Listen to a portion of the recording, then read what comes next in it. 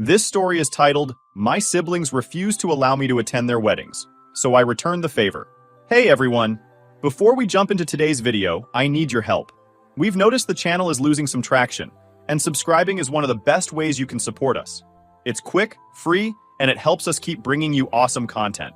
Your support means the world. Let's keep this channel growing together. Thanks so much.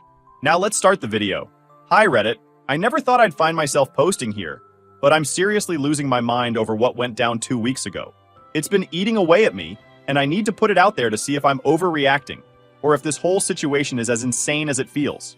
So get ready, because this one's a doozy. Growing up, I was always the little one. My name is Emily, and I'm the youngest of 5 kids. My siblings, Mike, Chris, Rachel, and Josh, were all so much older than me that sometimes I felt like I was part of a different family. By the time I was old enough to start forming memories, they were already moving out, going to college, or starting their adult lives.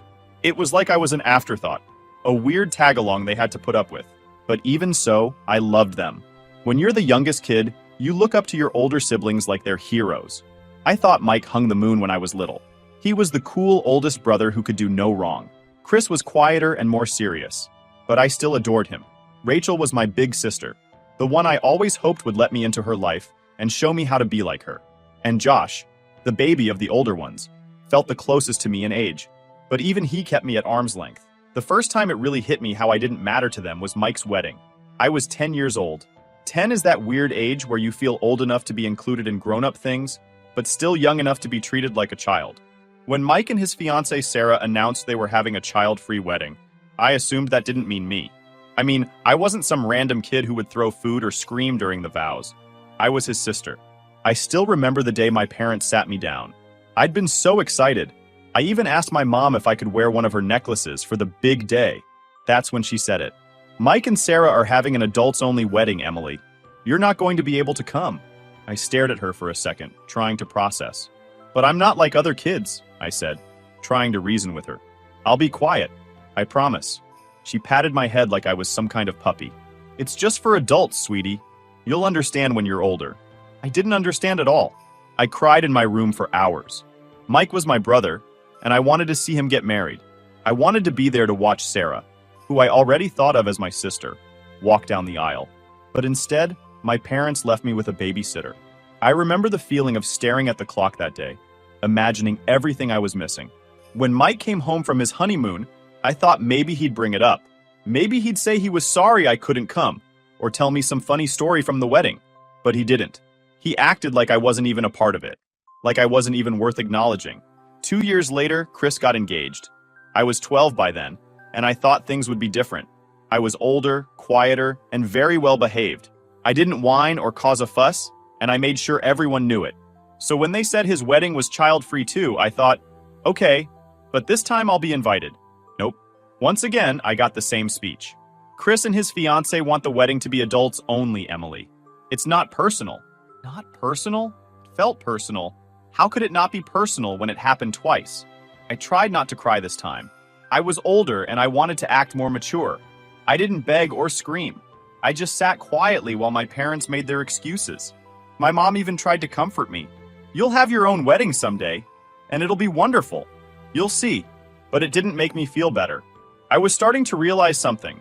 My siblings didn't see me as family, at least not in the way I saw them. When Rachel got engaged, I was 15. By then, I was a full-on teenager who wanted nothing more than to feel included. At first, Rachel didn't even plan on banning kids from her wedding. She wanted everyone to come. But of course, the family had to get involved. My aunts and uncles kept saying things like, "It's so refreshing to have a wedding without kids running wild. And children just make things so chaotic." Eventually, Rachel caved. The rule became no one under 16. I was 15. 15. So close that it felt like a slap in the face. I went to Rachel and asked, "Can't I just be an exception? I'm your sister. I'll be quiet, I promise."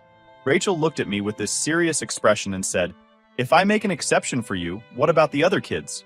It wouldn't be fair." Fair? Are you kidding me? I lost it. I started yelling, "It's not fair that I can't go to any of your weddings.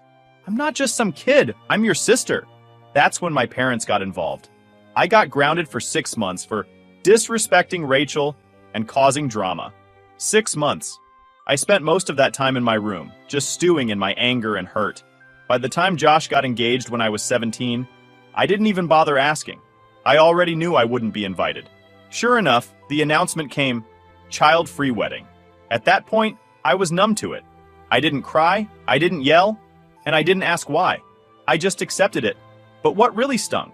My cousin Amanda, who had just turned 18, was invited. I heard about it through the family grapevine. Apparently, they thought 18 was the cutoff. The irony wasn't lost on me.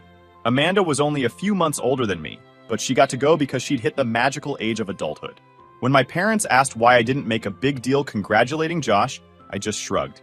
I sent him a quick text. Congrats. Hope it's a great day. Then I locked myself in my room like I always did. By that point, I had started to check out emotionally. I realized that I just didn't matter to them. I wasn't their little sister. I was just a kid they barely thought about. And it hurt. It really, really hurt. Years passed after the last wedding. I stopped trying to fit into my siblings' lives because, honestly, I was just tired. Tired of being the one left out.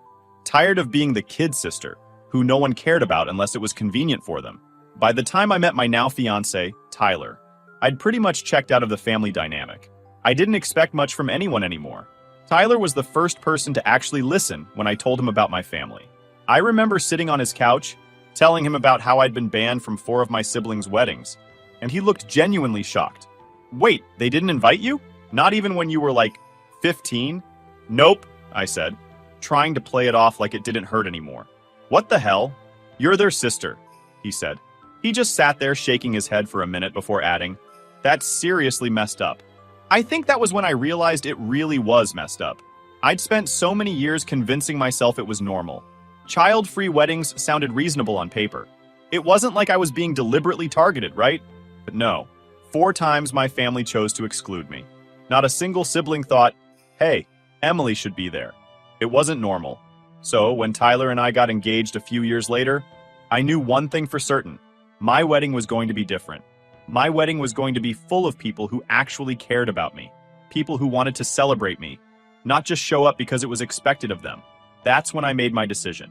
I wasn't inviting my siblings. It wasn't some big dramatic moment. I didn't write an angry letter or announce it in the family group chat. I just left them off the guest list. Simple as that. I knew it would blow up eventually, but I figured I'd cross that bridge when I got there. The first sign of trouble came about 2 months before the wedding. My mom called me randomly one afternoon, acting weirdly chipper. I should have known something was up. So, Emily, she said in that voice she always used when she wanted something. How are the wedding plans coming along? Good, I said cautiously. Everything's almost done. That's great, she said, pausing for a moment before adding, your brothers and sister haven't gotten their invitations yet. Did you send them out already? My heart started pounding. I didn't want to have this conversation. Not yet. Yeah, I sent them out, I said, trying to sound casual. She didn't miss a beat. Well, they didn't get one. Maybe it got lost in the mail? I sighed. Mom, I didn't invite them. There was silence on the other end of the line. Just a heavy, shocked pause. Then came the explosion. What? Emily. How could you not invite your own family? Your siblings? What's wrong with you? I gripped the phone and tried to stay calm. They didn't invite me to their weddings, Mom. Not a single one of them. So, I'm returning the favor. It's fair. She sounded like I just committed a crime. That was different. You were young. They didn't mean to hurt you. I laughed bitterly. Well, it hurt anyway. And now I'm done pretending like it didn't. She started in on the guilt trip immediately. Emily, you're being spiteful. Family is family. You don't just shut them out like this. What are people going to think? And there it was. What will people think? My mom's favorite concern. I cut her off before she could say anything else. I don't care what people think, Mom. This is my wedding, and I'm only inviting people who care about me. They didn't care enough to include me in their big days, so I don't see why they deserve to be at mine. She hung up on me. I wasn't surprised. That night, the group chat blew up. It started with Rachel being fake as usual. Hey, Em, did something happen with the mail? We haven't gotten our invites yet. Then came Chris, blunt as always. What's going on? Why aren't we invited? I stared at my phone for a long time, debating whether or not to reply. Part of me wanted to lay it all out, to tell them exactly how much they'd hurt me over the years. But another part of me didn't see the point. They wouldn't get it. They never had. So I didn't say anything. I just left the chat on read. Tyler noticed I was quiet during dinner and asked what was wrong. I showed him the messages, and he shook his head. You don't owe them an explanation, Em. They made their choices. Yeah, but... I trailed off. They're gonna make me out to be the bad guy. I know it. Let them, he said firmly. You know the truth. That's all that matters. The next day, my parents showed up at my apartment unannounced. I didn't even have to ask what they were there for. My mom came storming in the second I opened the door. What are you thinking, Emily? Not inviting your own siblings to your wedding? What kind of person does that? I tried to stay calm, even though my patience was wearing thin. Mom, I told you. They didn't think I was important enough to include in their weddings, so I'm not including them in mine. My dad finally spoke up, his voice stern. You're being childish, Emily. You're holding on to something that happened years ago. That's when I snapped. I was a child when they did it, Dad. I begged to be at their weddings, and they all shut me out. Don't talk to me about being childish when I was the one left crying at home 4 times. They didn't know what to say to that. My mom looked like she was about to cry, but I didn't let her guilt me this time. You can keep defending them if you want, but I'm not changing my mind. If they cared about me, they would have shown it back then. They left, furious and frustrated. Over the next few days, the messages from my siblings got nastier. Chris called me selfish. Rachel said I was ruining the family. Josh didn't even bother sugarcoating it. You're being petty, Emily. Grow up. I didn't reply to any of them. I didn't need to explain myself anymore. Tyler hugged me one night while I was scrolling through their messages and said, I'm proud of you, you know, for standing up for yourself. And for the first time, I felt proud of myself too. After the first round of family drama, I expected things to die down. I figured they'd grumble to each other for a while, maybe complain to some distant cousins, and then move on. That's how things usually went when my family didn't get their way. But I underestimated just how big of a deal they were going to make this. It started small. Rachel, of course, couldn't resist posting a passive-aggressive status on Facebook. Family is forever, even when some people forget what that word means. I rolled my eyes so hard I thought they might get stuck. Tyler was scrolling next to me on the couch, and when I showed him the post, he shook his head. What is she, 14? Basically, I muttered, trying to brush it off. I told myself it didn't matter. I knew the truth, and I knew I wasn't doing anything wrong. But it still bugged me. It's hard not to feel hurt when your own sister goes out of her way to take shots at you publicly. It didn't stop there. Over the next few days, little jabs started showing up in our extended family group chat. I'd muted it a long time ago, but Tyler still checked his phone one afternoon and said, Emily? You might want to see this. The messages were flying. Rachel. It's so sad when family starts prioritizing petty grudges over love. Chris. I just don't understand. I thought we were better than this. And then Mike, good old, I'm the eldest and I know best Mike, decided to take his shot. I never realized how much bitterness you've been holding on to, Emily. It's really sad. You're ruining relationships over something that happened years ago. I stared at the screen, my blood boiling. They didn't get it. They still didn't get it. They made it sound like I was blowing a minor issue out of proportion, as if they hadn't spent my entire life excluding me. I wanted to reply. I wanted to type out every single thing they had done and make them see how hypocritical they were being, but I knew better. Arguing with them would just give them more ammunition.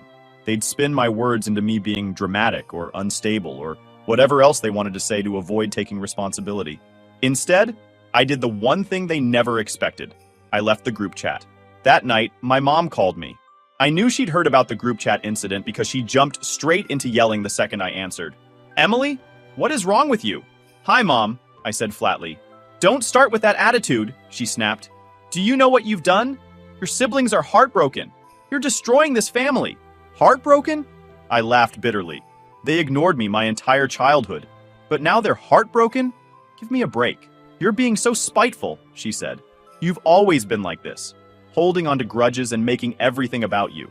That's when I lost it. I'm the one holding grudges. I was 10 when Mike got married. 10.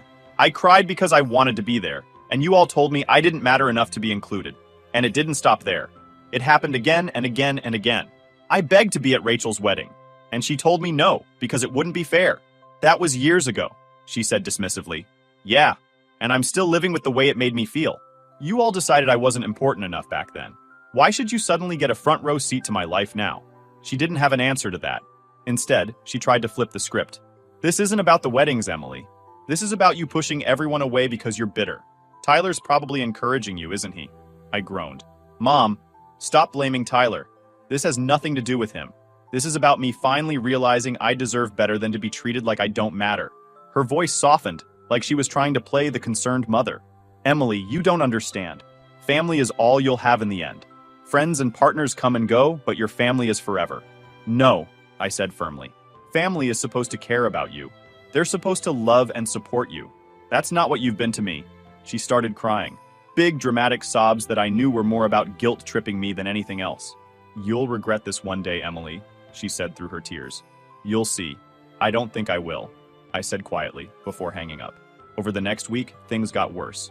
I blocked Rachel and Chris on social media because I couldn't take the constant snide comments.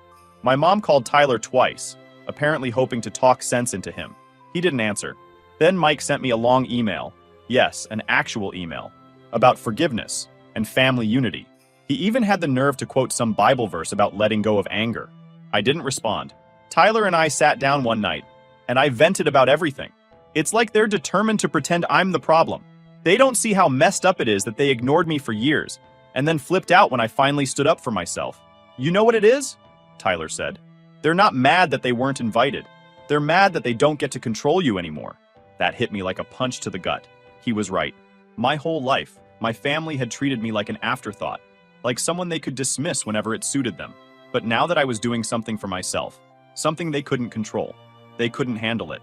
They'll get over it eventually, I said, though I wasn't sure I believed it. And then Tyler said something that really stuck with me. Maybe they will, maybe they won't. But either way, it's not your problem. He was right. For the first time, I realized I didn't owe my family anything. Not my time, not my attention, and certainly not an invitation to my wedding. A week later, my dad sent me a short, guilt-laden text. Emily, your mom isn't doing well. She's really upset about all of this. Maybe you could reconsider? I stared at it for a long time before replying. Maybe she should have thought about that before ignoring me all those years. I hit send, then blocked his number. For the first time in a long time, I felt free. The weeks leading up to my wedding were a strange mix of excitement and tension. On one hand, I was thrilled to finally marry Tyler and have the day I'd been dreaming of since I was a kid. On the other hand, the drama with my family still lingered like an unwelcome guest. My parents had stopped calling me directly, probably because I'd blocked my mom's number after her last meltdown. But that didn't stop. The worst was when my aunt called me out of the blue. I hadn't spoken to her in years, so I was immediately suspicious when her name popped up on my phone.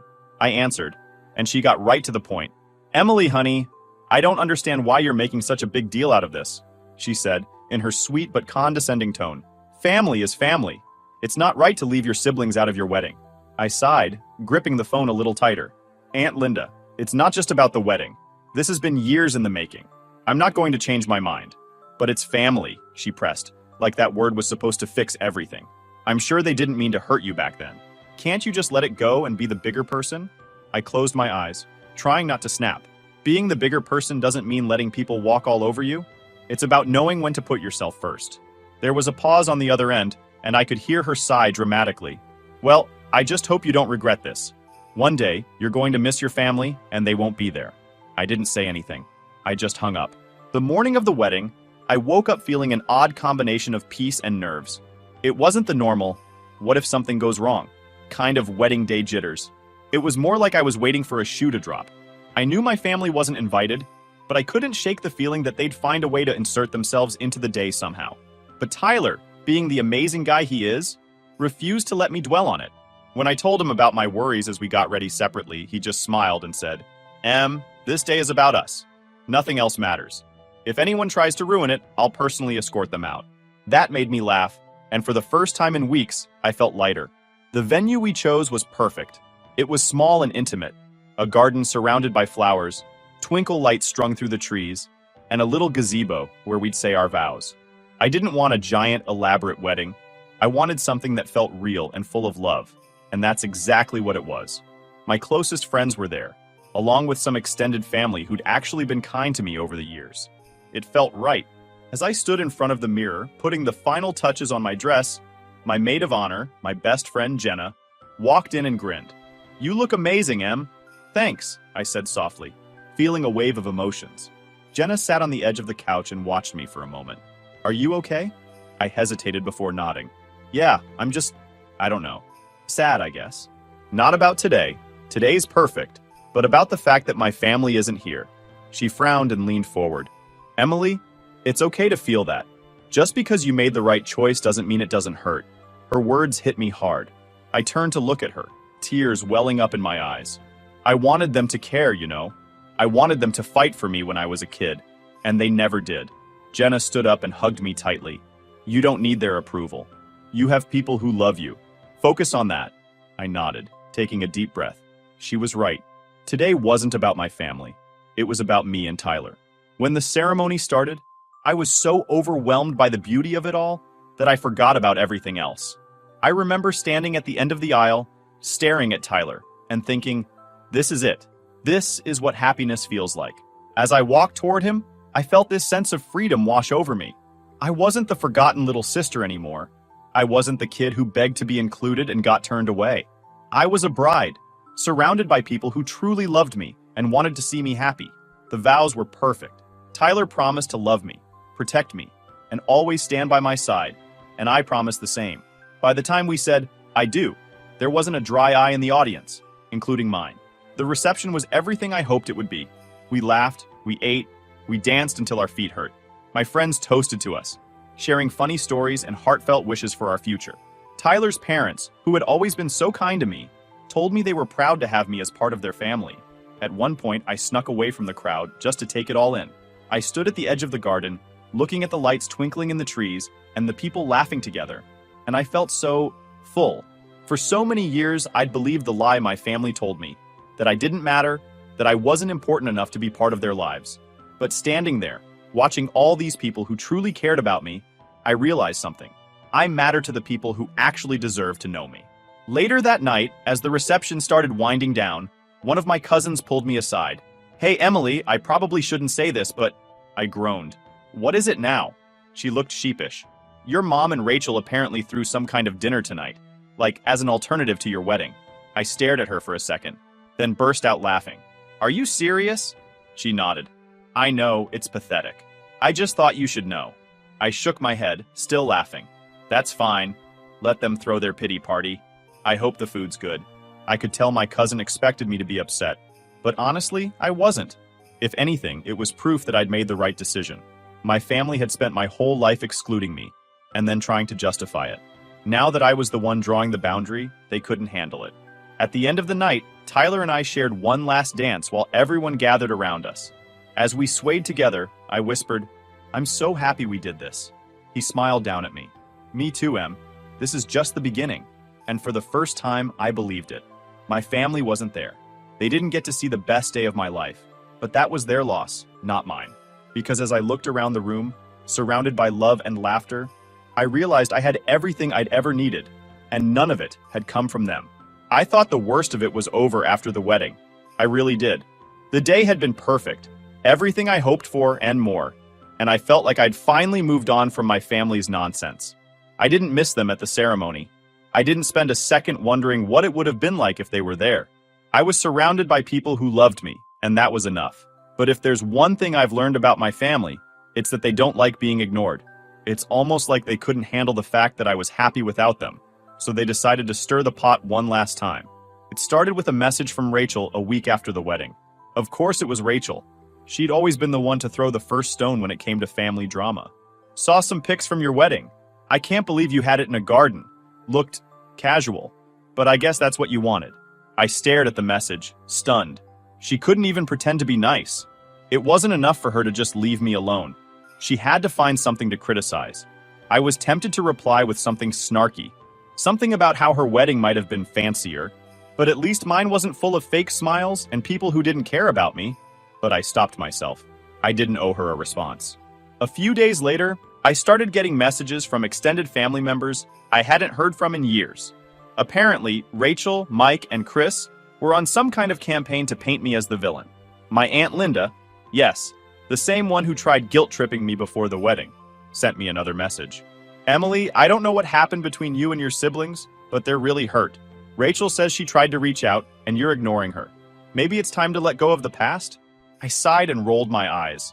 How many times did I have to explain this? How many people did my siblings need to rope into this mess before they realized I wasn't budging? Tyler noticed I was frustrated and sat down beside me. Another guilt trip? He asked, glancing at my phone. Yeah, Aunt Linda again. She says they're hurt. He snorted. Hurt because they can't control you anymore. I smiled faintly. He wasn't wrong. I just don't get it. They ignored me for years. I begged to be included in their lives, and they shut me out. Now suddenly, I'm the bad guy for setting boundaries? That's how it always goes, he said softly. When you start protecting yourself, the people who hurt you are the first ones to cry about it. The real low point came a few days later when my mom showed up unannounced. It was a Sunday afternoon, and Tyler and I were having a lazy day, making brunch in pajamas, laughing over burnt pancakes.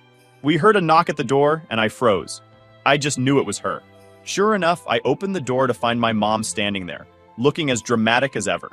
Emily, she said, her voice already carrying that familiar tone of disappointment. We need to talk, I sighed. Mom, now isn't a good time. She didn't care. She pushed the door open slightly, trying to step inside. Tyler appeared behind me, gently putting his hand on my shoulder for support. Emily, please, she continued. This has gone far enough. Your siblings are devastated. I'm devastated. Do you really think this is how family should act? I clenched my jaw and kept my voice calm. You don't get to show up here and lecture me, Mom. I invited the people who care about me to my wedding. They didn't make the cut, and that's their fault, not mine. Her face fell into that familiar look of disbelief, like she couldn't comprehend how I could possibly stand up to her. You don't mean that. They love you, Emily. They're your family. No, Mom, I said, my voice firm. They're not. Family doesn't make you feel small. Family doesn't leave you out when you're a kid and then demand to be part of your life when it's convenient for them. I spent my entire life trying to prove I mattered to them, and they never cared. I'm done. She blinked, stunned into silence for once. I could tell she wanted to argue, but Tyler stepped forward, his voice gentle but strong. I think it's time for you to leave, he said simply. My mom looked between the two of us, her face a mix of anger and sadness. You'll regret this, Emily, she said, her voice soft now, like she was delivering a prophecy. You'll miss us one day, and we won't be there. I met her eyes, unflinching. No, Mom, I won't. Tyler shut the door behind her, and for a moment, I just stood there, trying to process it. I thought I'd feel guilty, but I didn't. I felt relief. The next day, I got a text from Chris. Mom said she came to talk to you and you slammed the door in her face. Real mature, Emily. You've turned into someone I don't even recognize. I read the message aloud to Tyler, who shook his head. Block him. You don't need that. And I did. One by one, I blocked every sibling and relative who decided to pile onto the guilt train. I realized something important that day. I didn't owe them my time, my energy, or even an explanation. For years, they made me feel invisible. Now, I was taking control. The weeks that followed were quiet for the first time in a long time. Without the constant messages and passive-aggressive comments, I finally felt like I could breathe. Tyler and I focused on settling into married life, decorating our little apartment, and planning our future. One night, we sat on the couch, watching some cheesy movie, and Tyler turned to me. Do you regret it at all, not having them at the wedding? I thought about it for a moment before shaking my head. Number I thought I would, but I don't. I spent so long trying to earn their approval, and for what? I don't miss them. I don't miss feeling like I'm not good enough. He smiled and squeezed my hand. Good. You deserve better. And he was right. I did deserve better. A month after the wedding, I got one final message. This time it was from Rachel's number, sent through a different phone since I'd already blocked her. You've destroyed this family, Emily. I hope you're happy. I stared at the screen for a second before deleting the message. I didn't even feel angry anymore. I just felt done, because I was happy. For the first time in my life, I wasn't chasing their approval. I wasn't begging for scraps of love and attention. I was surrounded by people who cared about me, and that was enough. It always had been.